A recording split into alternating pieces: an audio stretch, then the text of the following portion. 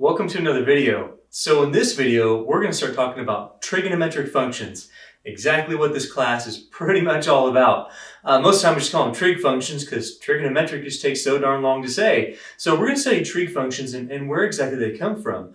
I'm going to show you two different approaches. The reason why I'm going to do that and not just talk about the unit circle is because at this point most people have seen like a right triangle trigonometry at some point in like a geometry class or something like that. So I'm gonna relate these two so that you know they're talking about the same thing and why they're talking about the same thing and why sine, cosine, tangent, cosecant, secant, and cotangent work, how they actually work to represent the same angle depending on the relationship of our sides. So we'll talk about that, of a right triangle. We'll talk about that. I'll discuss what a unit circle is. I will go in length about what that does. We'll talk about defining some quadrant angles. And then what we're going to talk about is how to deal with the unit circle and how to use it in the next video. So let's get right into it. When we talk about a trigonometric function, there's two real ways to think about this. One that's defined out of a unit circle and one that relates to a right triangle. So here's one way to think about what a trig function does. What a trig function does is it relates an angle to two sides of a right triangle. So what's that mean? Depending on what angle you're talking about, typically one of our acute angles here, not generally the 90-degree angle, but on a right triangle with one 90-degree angle, if we can somehow create this relationship from an angle and two sides, that relationship is what's called a trigonometric function. And there's a certain way to do it. Usually people have seen like sine, cosine, tangent, so I want to explore this for a little bit. We're not going to go very deep into this right now. What's going to happen is I'm showing you this now so that you'll be able to see it on a unit circle. So we'll make that connection now. And in many, many videos from now, I'm going to show you these relationships on a right triangle again and say, you remember that one time? So here's that one time. That one time is if we can define the way an angle relates to two sides on a right triangle, it will not change if we make that triangle larger. Same scale, but larger. That's called similar triangles. So through similar triangles, we can prove that it does not matter the size of the sides, it's the ratio between them that matters. And that relates to an angle that is unchanging. I'm going to show you that to you in a minute. So let's discuss a little bit. Maybe it's review for you, maybe it's brand new. It's okay, I just want to get in your head right now what sine, cosine, and tangent are for an angle on a right triangle. Remember, sine can't equal anything. This makes sense. And cosine can't equal anything, tangent can't equal anything. It's a way to relate an angle to two sides. So you need three things in every trig function: an angle and two sides when we're talking about a right triangle. Here's how it works. So if we talk about sine of an angle, what sine typically does is relates an opposite to a hypotenuse side on a right triangle. So for us, that would be this A, that's the opposite to the angle I'm talking about. You can draw a straight line through, that's opposite, and that's a hypotenuse. You might remember the hypotenuse is the longest side of a right triangle. It's also opposite 90 degrees. Remember, I'm not trying to teach this to you perfectly right now, just to give you a reference point. So sine for us would be A over C.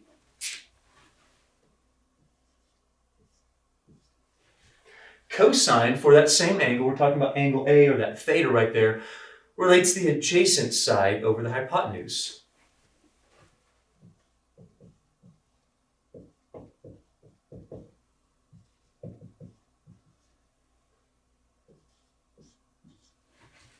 Namely, B over C. That's typically how we like to see cosine. Now tangent. Tangent relates the opposite over the adjacent. Now I want you to notice something very clear here that's going to show up on our unit circle. If I relate tangent of whatever angle I have to the opposite over adjacent, that's A over B. But it's also true that it's sine divided by cosine. Take these two things, A over C divided by B over C, and notice with your complex fraction, your C's will cancel. You will end up getting A over B. We're going to see that bear out right now. We're going to see that sine relates to this opposite idea. Well, opposite is a vertical idea. Think of it like a y-axis idea or along the y-axis over the hypotenuse. Well, in a unit circle, our hypotenuse is going to be 1. Cosine is an x idea. Look at the x-axis here. Cosine is an x idea over hypotenuse, but the hypotenuse is 1. Tangent relates the two. Tangent takes our y and divides by our x, or our sine and divides by our cosine. We're going to see that. Now, some students really don't grasp that. Some students think sine is some magic number. It's not. It's a relationship between an angle that creates a ratio of sides. And so is cosine, so is tangent. So here's what I want you to think about. Imagine if we made this bigger. So just a bigger triangle.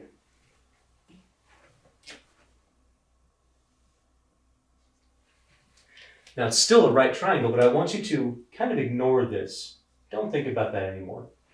And let's think about this side as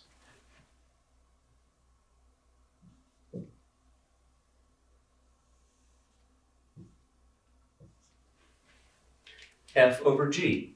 Here's what I want you to notice. Look at the big triangle and remember the small triangle. Are these two triangles similar? Similar, what similar means is just a bigger shape at the same angle. So same shape blown up, just made bigger. It's not like, it's sort of close. It's exactly the same shape, just larger. In similar shapes, our sides are still proportional. And here's what that means.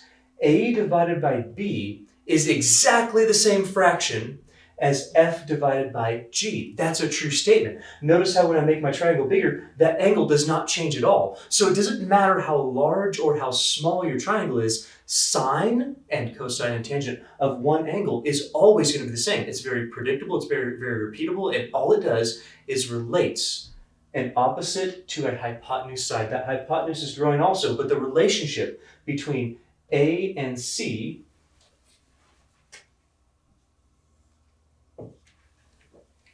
and F and H are exactly the same. This is why we're able to use sine of, say, 30 degrees, and it's always the same. No matter whether we're talking about a huge triangle or a small triangle, no matter whether we're talking about something with a radius of 50 or something with a radius of 1, it doesn't matter. So if it doesn't matter what size our circle is or a triangle is, if a sine and cosine and tangent of all these trig functions of one particular angle do not change because it's based on the relationship of one side to another that in proportionality of similar triangles grows at the same rate, it's a lot of words, then why don't we just make it easy and use a radius of 1 or a hypotenuse of 1 and make all of these things nice? That's what we're about to do right now. We're going to jump into the unit circle, but I wanted you to see this. I wanted you to see that I don't care how big or small my sides are.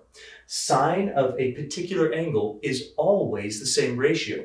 A over B is a ratio, just as F over G is, or in the case of sine, A over C is a ratio, just like F over H is. They are identical. Tangent would have been the A over B compared to F over G.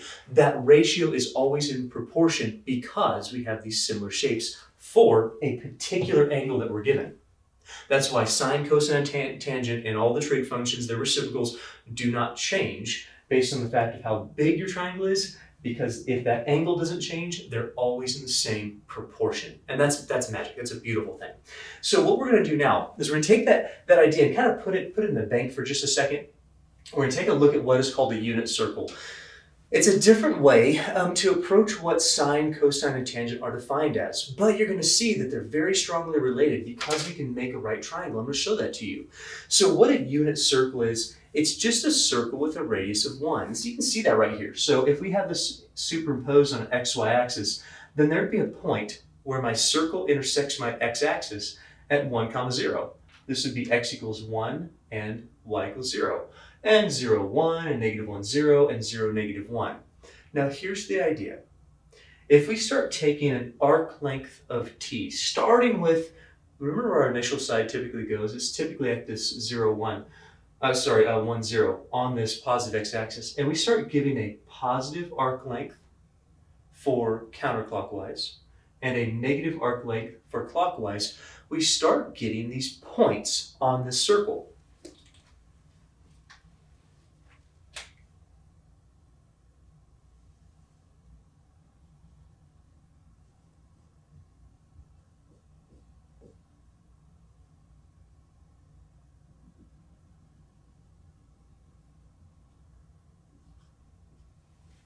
Let's call that arc length t. In a moment, we're going to use t to replace the s for arc length in that formula. We're going to see something very, very neat about it. Well, there's a couple things that we need to understand about this. Number one is that arc length, like angles, are measured counterclockwise positive, clockwise negative. Arc length, for a unique arc length, it will define a unique point on your circle, on that unit circle. It will also define a unique angle. We call that a central angle. So that's what we have here. So arc length is t, great. It's positive for counterclockwise, awesome. It's negative for clockwise, good deal. And each t creates a unique point.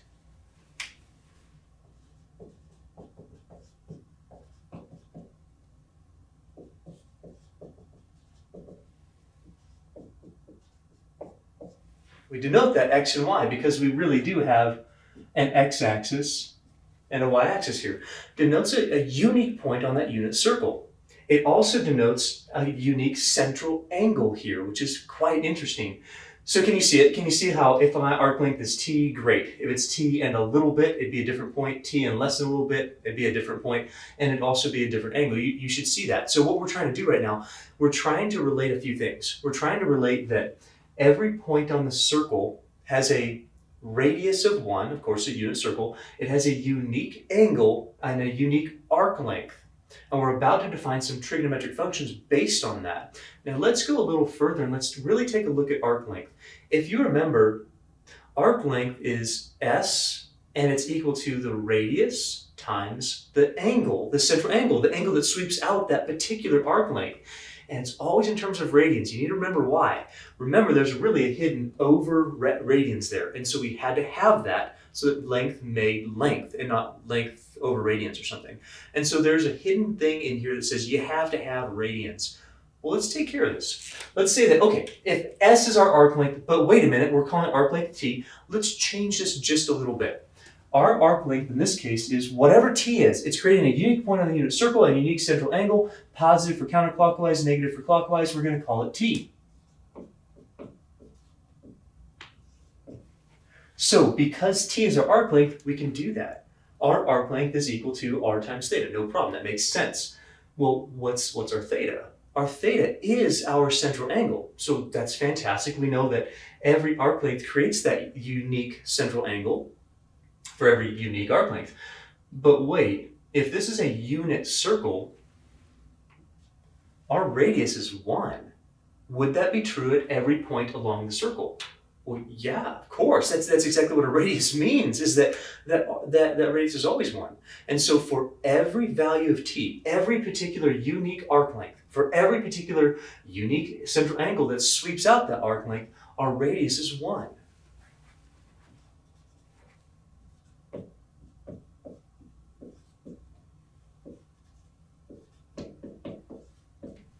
So, and this is what we learned a little while ago, is that if your radius is 1, your arc length numerically is the same thing as your central angle.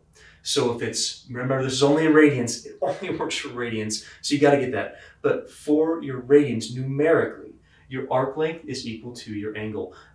Why is that the case numerically? Because one's length, right, and one is radians. Well, it's because right here, this radius has a length to it and it's over radians. So when you multiply it by an angle that's units is in radians, it cancels, gives you numerically length equals length. And that's what that says to us. So if we disregard the units, on a unit circle, your arc length is equal to your central angle. That should fascinate you. So you're like, wow, that's kind of interesting. And what that does is that allows us to define our trigonometric functions, sine, cosine, tangent, cosecant, secant, and cotangent, as either along an arc length or a central angle. Now listen very carefully to this next thing. If your radius is not 1, then your central angle no longer equals your arc length, and your trigonometric functions are no longer defined as just equal to that arc length, or using that arc length, because that's based on a unit circle. I hope that makes sense to you. That's pretty important. One more thing I'm going to write, just make sure that you're using radians here.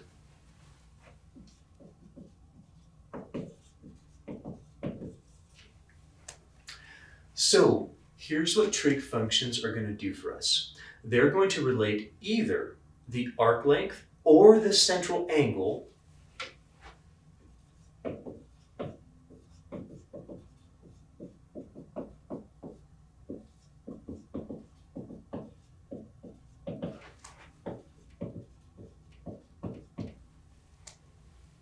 to the point on the unit circle.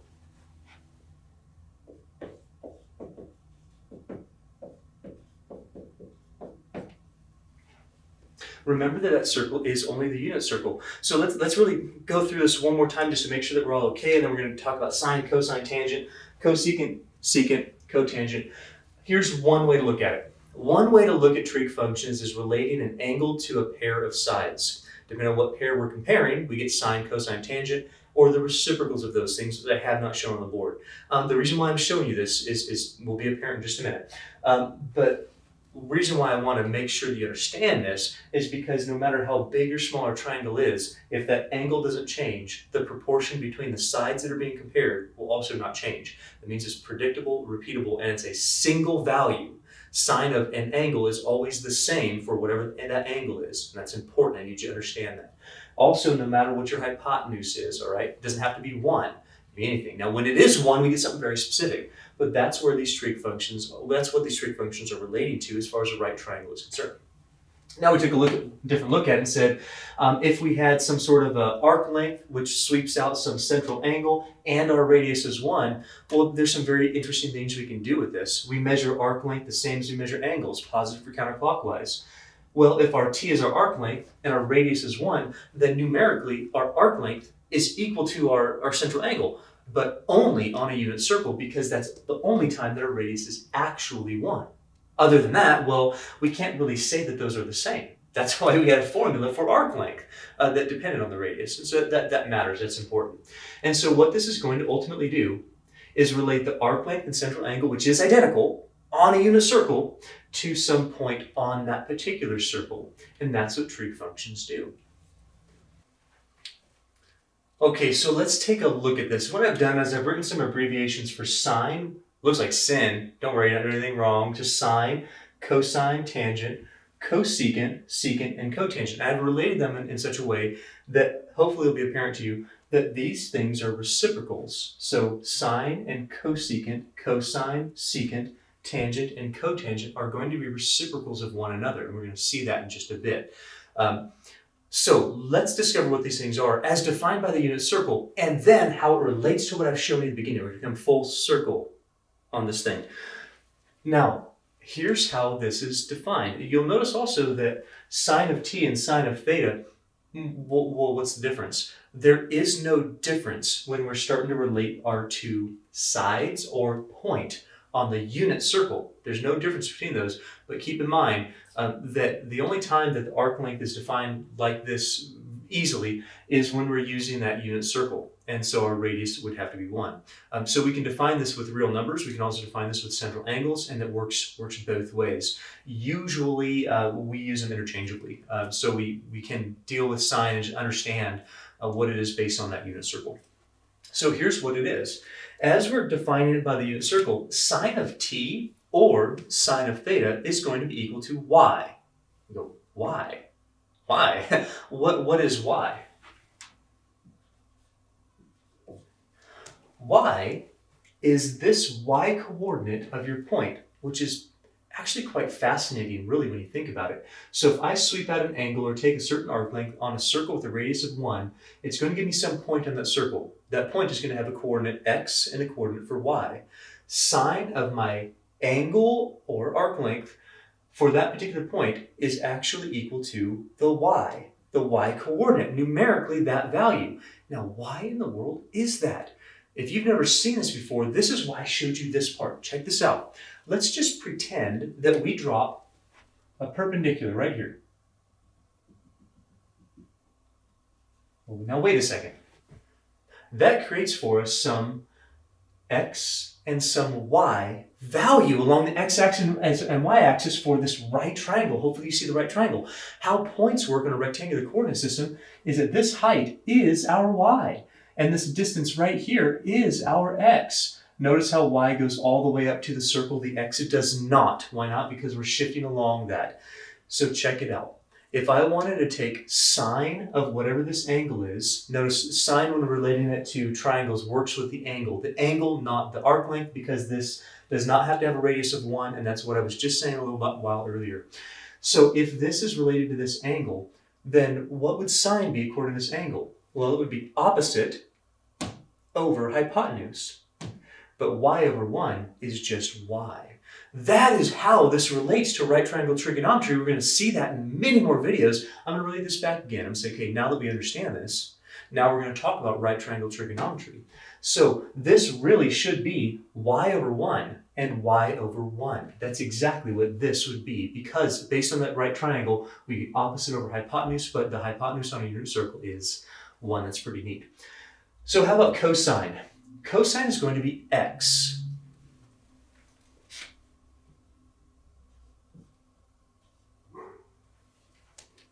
Why x? Well, for the same reason, notice how this point has a distance over on the x-axis along with a distance up on the y. That's how the rectangular coordinate system works. And so, according to this central angle, notice how I'm relating to the central angle when I'm doing this again, because as far as arc length, it doesn't really work on the right triangle, but it would work here. So by the central angle, we would get x. That's the adjacent over the hypotenuse, but the hypotenuse is 1. So really, it's x over 1, but x over 1 is always equal to x. Lastly, we're going to get that tangent t and tangent of theta is y over x.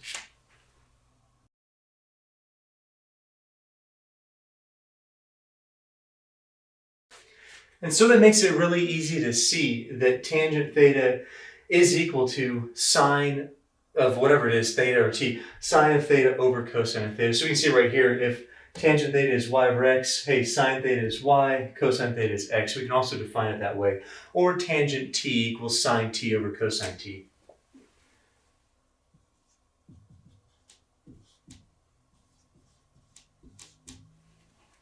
So now it's time to move on and talk about what we call reciprocal functions of sine, cosine, and tangent.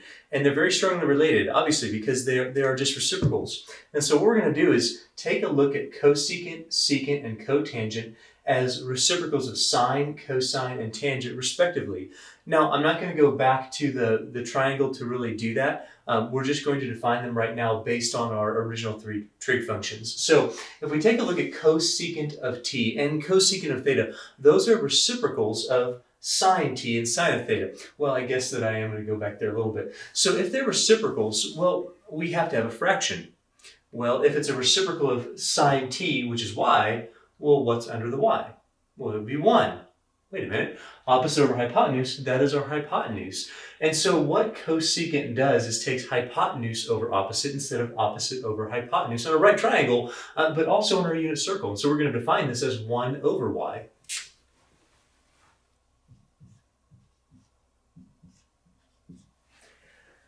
And likewise, secant is the reciprocal of cosine for either t or theta, whatever arc length on a unit circle or central angle we have. And that would be 1 over x.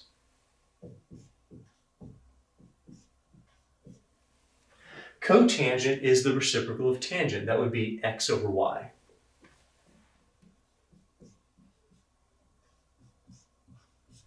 Which relates to adjacent over opposite. We're going to find some really interesting things about co-relationships in trig functions, so sine and cosine, tangent and cotangent, and what they actually mean when we get there.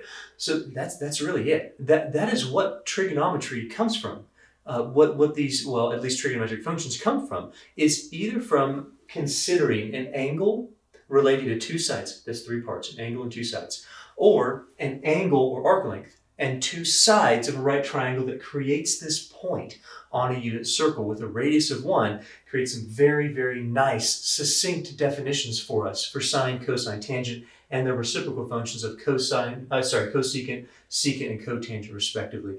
I hope I've made sense. I hope I've made some connections for you that you might not have ever seen before. I really hope that you understood the similarity idea, so making larger similar triangles has the same proportion, and therefore the sine, cosine, tangent, the trigonometry of an angle that's not changing will not change either. It's constant for a particular angle. It's very interesting.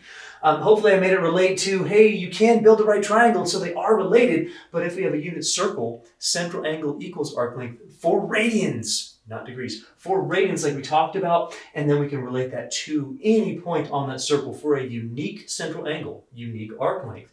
And then we have some trig functions from that. So we're going to come back, we're going to find some quadrant angles, Then what we're going to do is we'll also talk about what if we don't have quadrant angles, and it'll lead us onto something called the unit circle, where we have all of these very common degrees and radians filled out, and I'll show you how to use it in the next video. Let's start using the unit circle to figure out some trigonometric relationships between central angles, or we can think arc length since this is a unit circle, and some measurements of those central angles with the coordinates x and y. So we're going to do that. It's going to lead us into how to use a unit circle, and I've developed one for you. Well, I didn't develop it. I drew a nice big one that I'm going to show you on the next video on exactly how to use it. This is just the jumping off point. So it seems fair enough to start figuring out our trig functions as it relates to just our quadrant angles. If you remember quadrant angles, that's 0, 90, 180, 270, and 360 degrees respectively, or 0, pi over 2, pi, 3 pi over 2, and 2 pi radians if we're talking radians. And that's what we're going to deal with here. I'm going to reference degrees as we're going through this, but actually I'm going to do it right now.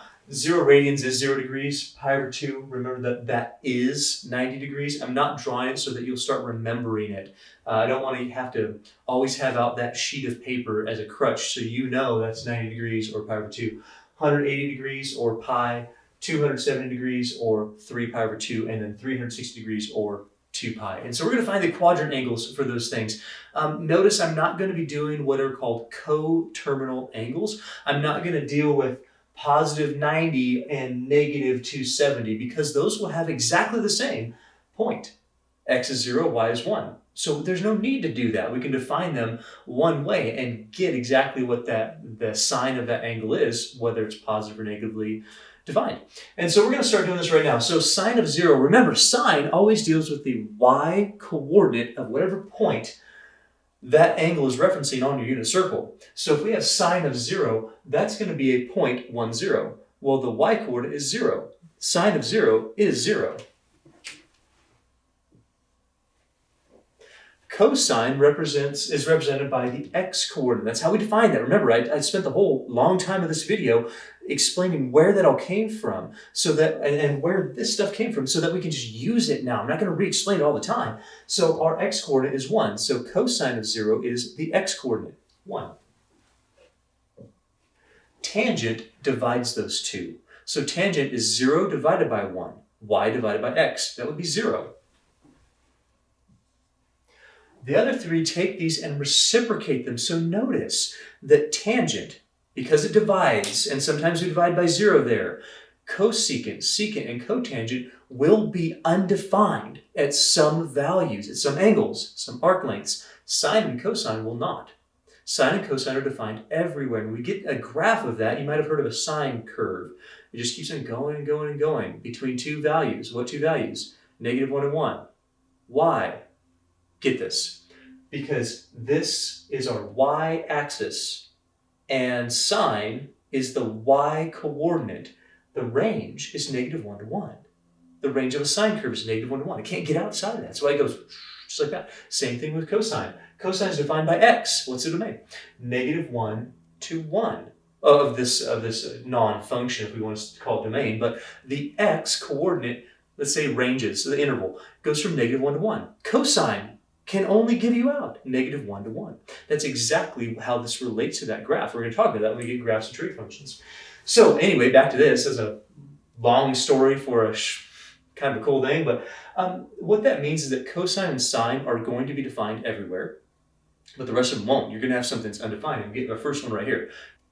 And so we see that sine was 0 over 1. Remember, our angle would have an initial and terminal side right here. That would be a y-coordinate over the radius. Well, that's 0 over 1. If I reciprocate that, that's 1 over 0. This is undefined.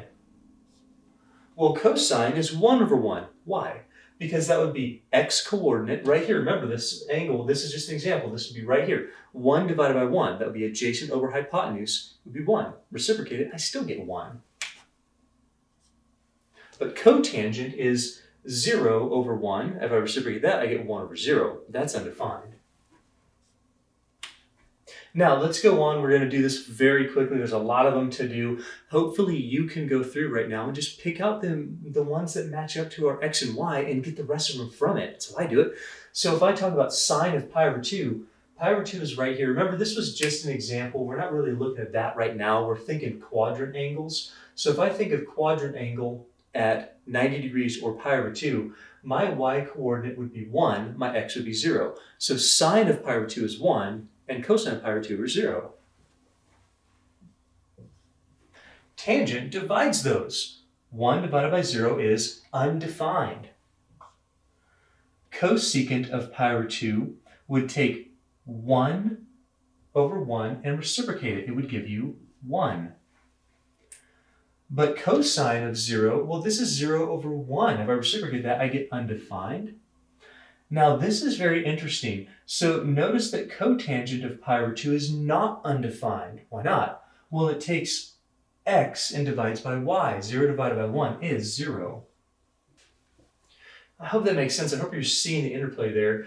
I would strongly encourage you to go through and do the same thing with pi, that's 180 degrees, and 3 pi over 2, that's 270 degrees, and see what you get. Of course, I'm going to do it right now. How I always start these is I start by identifying the sine and the cosine. They're the easiest. I divide them to get tangent, and then I consider what's next for my reciprocal functions. So sine of pi, sine is y. So I'm going to go over here, I'm going to say sine of pi is 0. Cosine pi, that's the x, is negative 1. Tangent divides them. 0 divided by negative 1. Y divided by x. Sine divided by cosine gives you 0. Okay, cosecant would take 0 over 1 and reciprocate it. That's 1 over 0. That's undefined. Negative 1 over 1 reciprocated is still negative 1. 0 over 1 reciprocated is 1 over 0. That's undefined. Hopefully you're noticing some of the things that are happening. I want you to see this, really see it. See how our sine is all positive for these two quadrants. Why? Sine relates to y. Y outputs are positive for all of these points. All of the points up there are above the x-axis, are all positive. But our cosine changes signs right here. X, remember, cosine is x. X is positive here, and so cosine of any of these angles is positive until I get to here. Now x changes to negative, so cosine for any of these angles is going to be negative. I hope you're seeing that. Tangent relates the two, divides positive by positive or positive by negative in these two quadrants. And so we're going to get some sign changes. We're going to learn about this in the next video about, you might have heard all students take calculus or some variation of that, all sine, tangent, and cosine for what is positive in those quadrants. Interesting. So the last one, sine of 3 pi over 2, remember sine is y, so that's negative 1, and 0 for our x. Tangent divides them, that's undefined. And I want you to see that for both this quadrant angle of pi over 2 and this quadrant angle of 3 pi over 2 right here, we get undefined. Now we reciprocate. So negative 1 over 1 is still negative 1. 0 over 1 becomes undefined. But negative 1 over 0, so remember that's what happened here. We took y over x. Negative 1 over 0 becomes 0 over negative 1. Well, that's 0. And that is defined. Notice how cotangent is defined for both pi over 2 and 3 pi over 2. So this is saying something to us. There's something called a period for these trig functions. They repeat every so often. We're going to really study that as we get into the graphs of trigonometry, but I want you to see it now so you start building toward that. Like there's this portion of the x-axis on which these trig functions will repeat. In fact, for cosine and sine, they're going to start repeating after you get back to here, aren't they? So they're going to repeat and repeat and repeat and repeat every time you make a full rotation. That's a period here. Well, tangent is a little quicker than that. It's going to be every pi over 2, every 90 degrees. Every pi, it's going to repeat. So every little portion, these things have that repetition. So I hope that makes sense to you. We're going to do one more and then we're going to call it good for the video. So last one is, what would happen if you were given a point? Could you, from a point that's on a unit circle, and you can verify this with what is called the Pythagorean theorem, you can say this squared plus this squared equals radius squared, you're going to get 1. And so if that's 1, then that point is on that unit circle, would have a radius of 1. So it's very easy to verify that. That point's going to be right about here.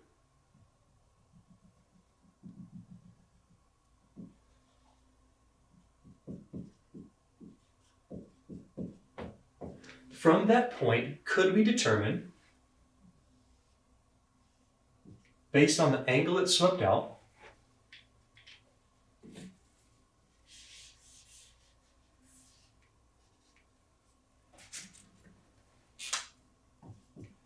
what sine, cosine, tangent, and their reciprocal, cosecant, secant, and cotangent are based on that point?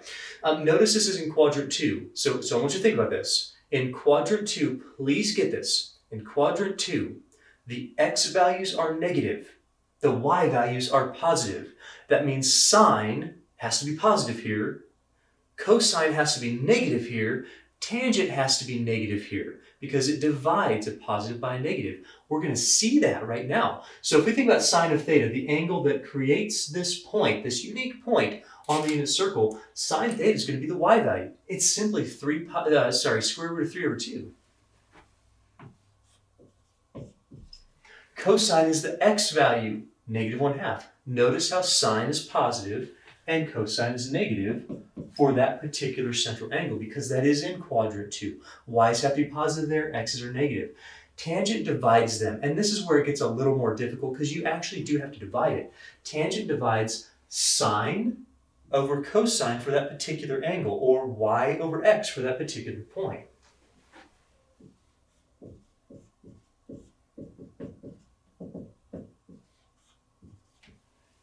That's going to be negative square root of 3. So we can think of this divided by 1/2.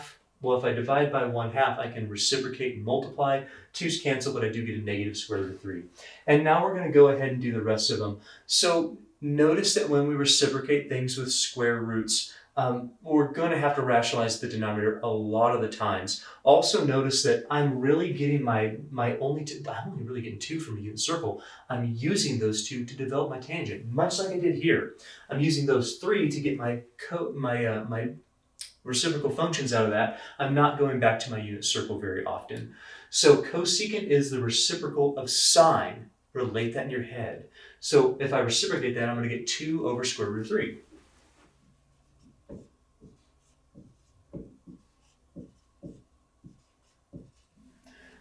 You'll often see this as 2 root 3 over 3.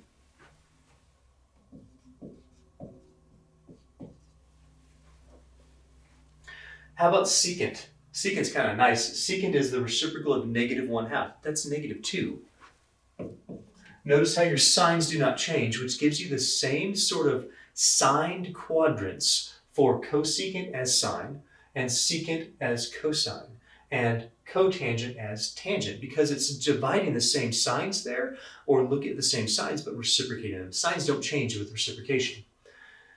And now we're going to take negative root 3 over 1 and reciprocate that 1 over negative root 3.